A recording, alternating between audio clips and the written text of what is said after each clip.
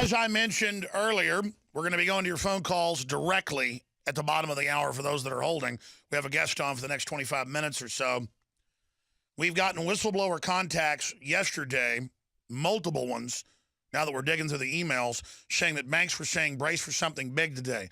I didn't go with this yesterday because it might have just been basically some panicking going on in the financial system, but we did get some of this chatter, some of these noises right before the October collapse of 2008 that they used to bring in so many of the draconian banking rules and banker bailouts that the country was bipartisanly looted under. But I would like you to send your emails or intel or any information you have or any documentation of what you're hearing in your area of the banking sector to whistleblowers@infowars.com or showtips@infowars.com. The stock market is down 247 points on the Dow Jones Industrial Average. They have the president's open market committee or plunge protection team in there that could prop it up if they want to, but they're saying global fears of war and recession and a lot of other issues are driving that right now. CNBC says a toxic stew of factors. Now, months ago, I wanted to get this guy on. We're finally able to do it. I appreciate him coming on. Andrew Lumen is executive director of the Tor Project, torproject.org. And he's helped with thousands of volunteers to grow a successful company with a global reach. He's worked on projects with Transition House, Google, National Science Foundation, U.S. Department of Defense, Reach Beyond Domestic Violence, the White House, and the U.S. State Department. He's a strong believer in individual rights, privacy, anonymity, and solving real-world problems, sometimes even with technology. And Lumen, LEWMAN.is is his website. And I wanted to get him on because we've had a whole bunch of different experts on. William Binney, who was number 4 at the NSA, a director of a major program. We've had just countless other whistleblowers on, and a lot of them recommend talking to Andrew Lumen and talking about the Tor Project.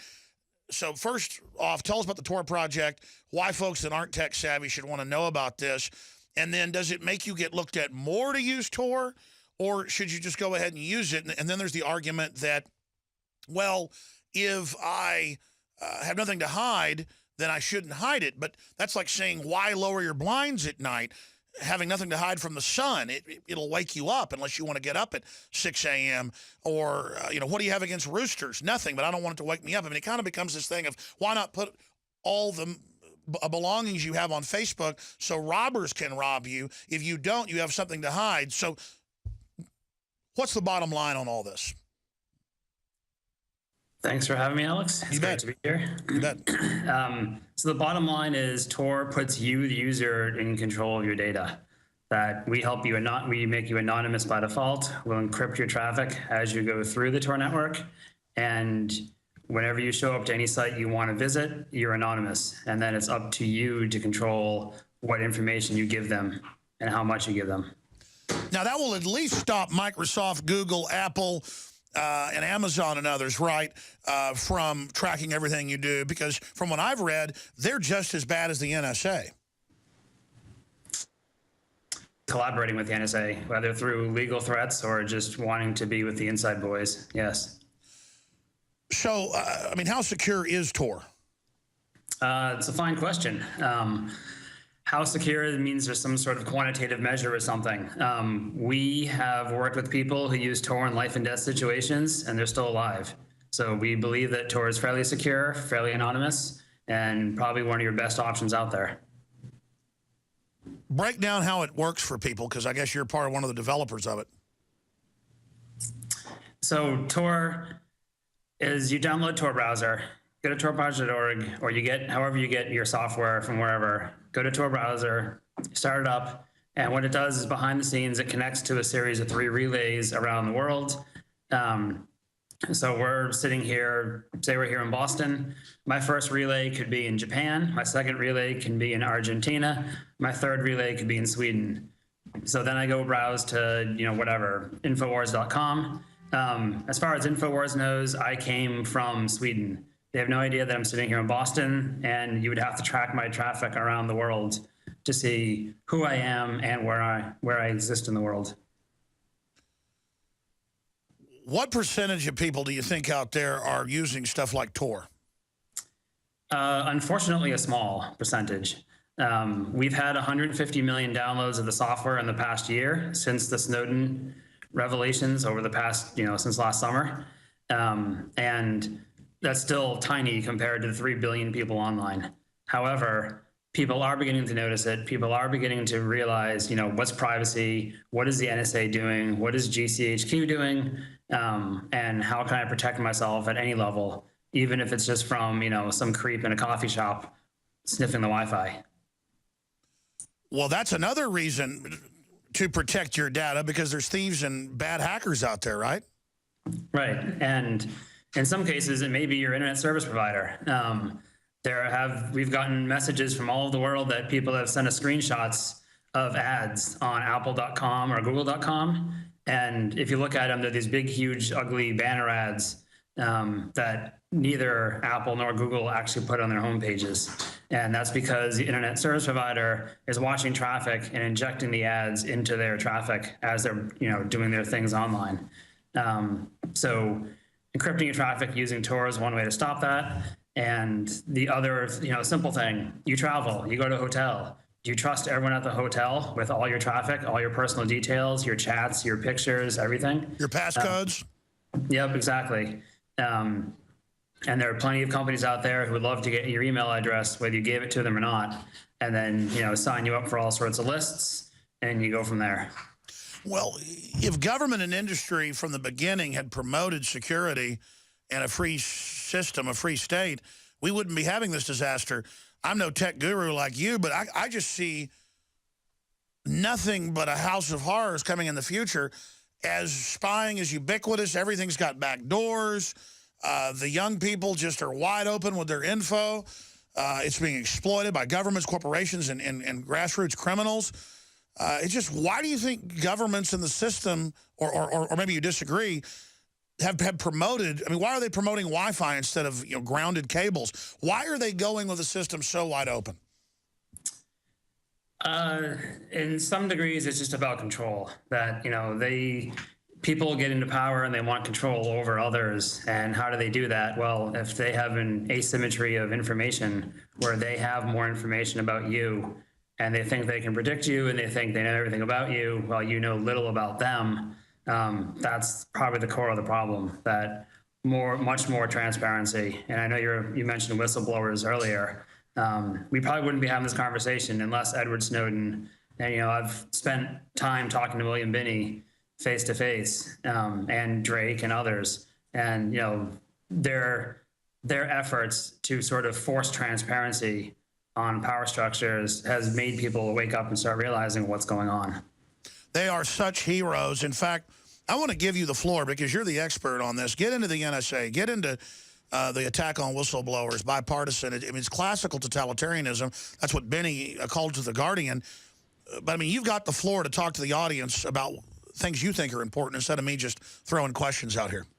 You're happy to ask questions. What's most important for folks to know right now? The internet is a network. Networks are designed to be recorded and watched at every single point. It's not just the 1% of the tech people who sort of understand how networks work. As a former network engineer myself, one of the things I was hired to do was to watch the network, look for attacks, figure out who's doing what. And it's trivially easy if you control the network. If you think of the internet as just a larger network, which it is, it becomes easier. With enough money, you can do anything. I think what's started to happen have been, the press has started to wake up to realize what the NSA and GCHQ, and, frankly, we've heard that the FSB in Russia and the Chinese, I think it's MSS, are the equivalent agencies, can do with the internet and watch everything. What that results in is that journalists used to have to go to court and get, subpoenaed, get hauled into the court to say, give us your sources. We want to know who leaked the data about whatever. Now the government will still do that just to harass them, but at the same time says, we actually have all your data because we've been spying on you for years. We know who your source is, and we've already taken care of them, however we deem necessary. In most of the Western world, that's a fine, chilling effect. But we've worked with journalists who are working against corrupt intelligence agencies, far more corrupt than the NSA, who are in with human trafficking cartels, drug cartels. This is how they fund themselves. That's right.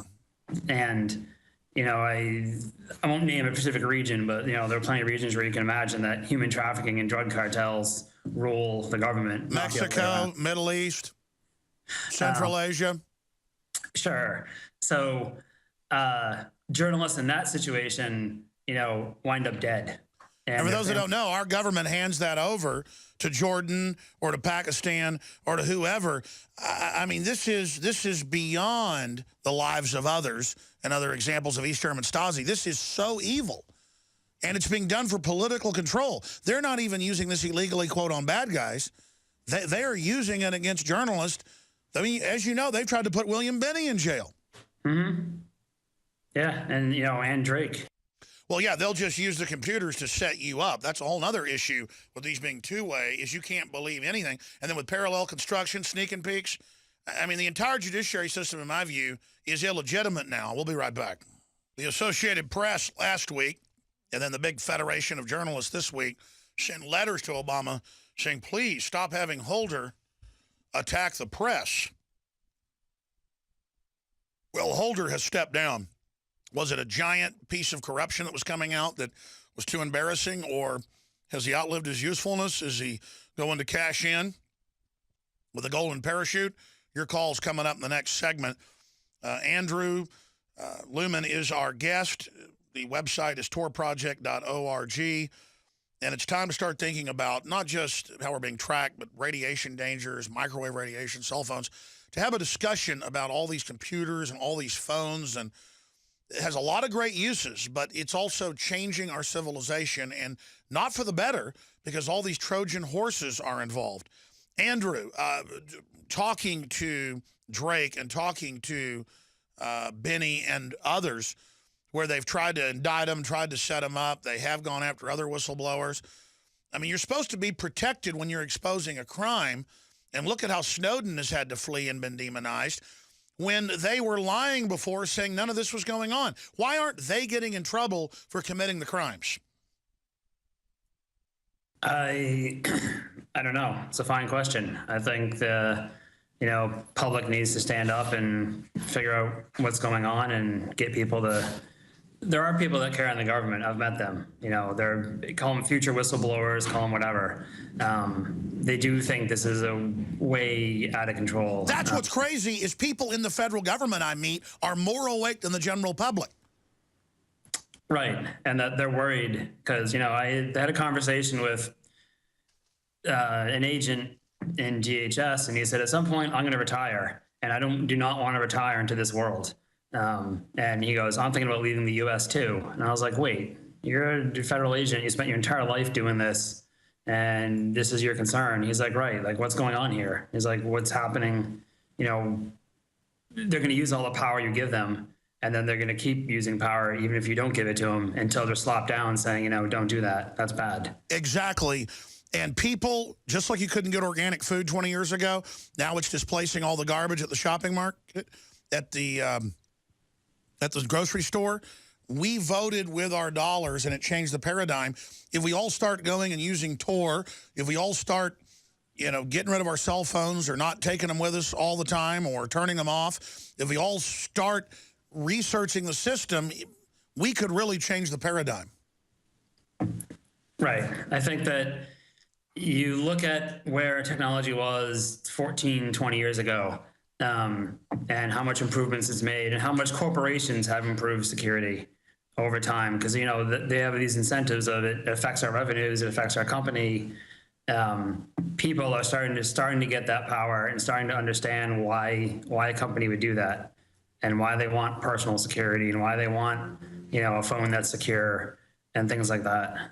So I think it's going to take time, but it's coming.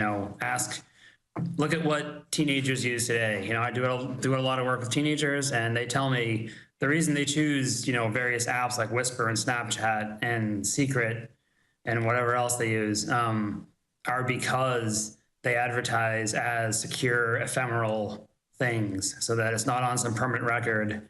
And you do dumb things as a teenager, which is when you're supposed to be doing it, and it comes and goes away. That's right. What do you think of Apple's new claims that they're doing some things that make it harder for illegal surveillance to take place? I think it's a step in the right direction. I think that, any company who wants to publicly come out and say they are paying attention to privacy, it may or may not have been related to the celebrity photo leaks that suddenly forced their hand. But, there'll be more just like this. I mean, just look at Home Depot and Target have had two of the largest credit card breaches ever. And maybe now, after their stock or their revenues or something take a hit. You know what I like? They don't get in my face now at Barnes & Noble and Target demanding I get one of their smart cards now. They've actually shut up about it because obviously everybody's blowing up at them saying, no, I don't want my data stolen. Right. And that concept right there has been years in the making. And when the average person can say, what are you doing with my data? Where do you store it? How do you store it? That's a far, far better conversation than we've ever had in the past. Well, Andrew, I hope you'll come back with us in the future. It's Lewman.is, LEWMAN.is, and torproject.org. Look, I'm not a techie, but I'm learning slowly how it all works, trying to understand it, interviewing all the top experts here on a weekly basis, and make a few easy decisions out there and protect yourself and your family. It's like locking your door at night. It's not that you're living in fear. It's just that that's an added measure of protection to lock your door at night. It's very simple, and having internet security and encoding what you're doing, using Tor is just another level of that. I think it's a great idea. Andrew, thanks for the time. All right, wow, that's a big dog in the whole free movement on the internet. Andrew Lewman, Executive Director of the Tor Project. I'm Alex Jones.